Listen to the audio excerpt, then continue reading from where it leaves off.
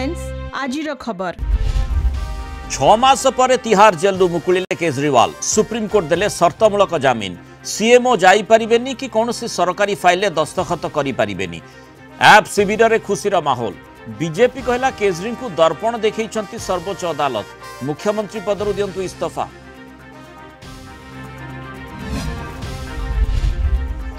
पुरी समुद्र बेलाभूमि और पौरांचल खोलबनी मद्य कुटीर निष्पत्ति बदलाइले राज्य सरकार स्पष्टीकरण रखिले अबकारी मंत्री पृथ्वीराज हरिचंदन अन्य बेलाभूमि रे धार्मिक अनुष्ठान 5 किलोमीटर परिधि मध्य भी खोलिब नाही विरोधी कहले विभिन्न महलु तीव्र विरोध पर निष्पत्ति ओहरिले सरकार।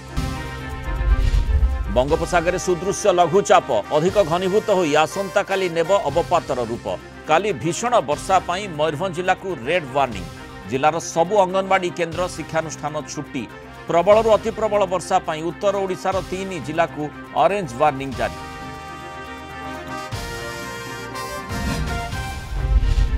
आदिवासी रण हुंकार मालकानगिरी जिला आदिवासी समाज महासंघ पक्षरु विराट शोभा यात्रा जिलापाल कार्यालय घेरिले पोलावरम प्रकल्प को विरोध करने सह जंगल जमी पट्टा तुरंत देवा पाई दाबी।